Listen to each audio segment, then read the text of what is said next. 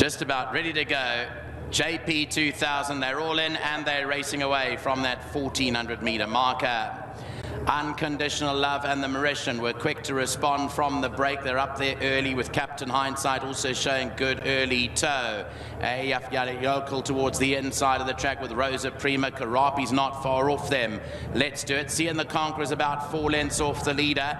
That's followed behind that by Johnny Dogs, Admiralty Arch. Bright Blue Skies towards the outside. Frontline fighter Lucy Swan.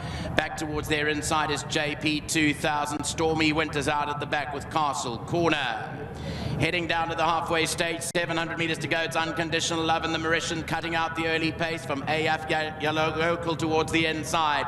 Let's Do It's on the outside with Johnny Dogs. Then came Karapi, Rosa Prima. Down along the inside is JP 2000. Towards the outside of those is Elusive Swan, got 4 to go. Seeing the Conquerors move towards the inside of those. Then Admiralty Arch now with 400 meters left to go. Johnny Dogs and Let's Do It take over the advantage on the outside, and they go a couple clear. Seeing the Conquerors moving through very nicely down the inside. Then came behind that JP 2000 on the outside. Stormy Winters come from near last. Seeing the Conqueror hits the front. Stormy Winter is flashing up on the outside. Seeing the Conqueror from Stormy Winter. Seeing the Conqueror, Stormy Winter. Here it comes. Stormy Winter beats Seeing the Conqueror. Johnny Dogs third. Fourth will go to Unconditional Love with Admiralty Arch in fifth.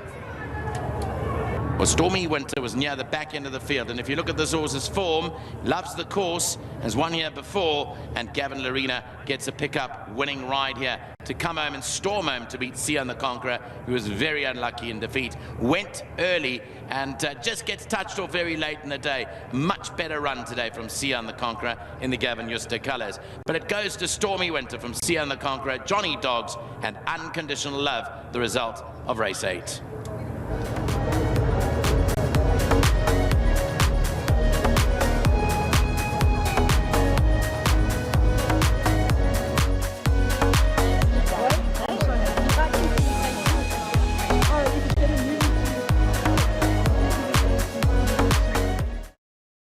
Number 9, Stormy Winters come through for David Nieuwenhuizen. Lovely to see this lovely grey back in action. As you mentioned on air, he does like the straight, as David told me a long time ago. Well done to Mr. Kirsten and Ascot Stud and Gavin Larena aboard. Gav, how well was that timed? Well done. Thanks very much, Lal. Yeah, he almost took like a bit of an awkward stride out the gate, and you know, it took a couple of strides to get into it, but they ended up going so fast up front. You know, we had to take the sit, and I was a long way back, but I just had to wait for him. And you know, when he changed legs at about the 500, he sliced through them like a hot knife through butter, and you know, he's won a great race today. Yeah, he's been a good 3-year-old here, I think, as well, and he's no slouch himself, particularly on the straight.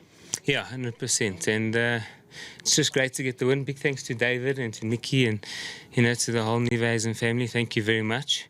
And to Zane Kirsten, great to ride him another winner.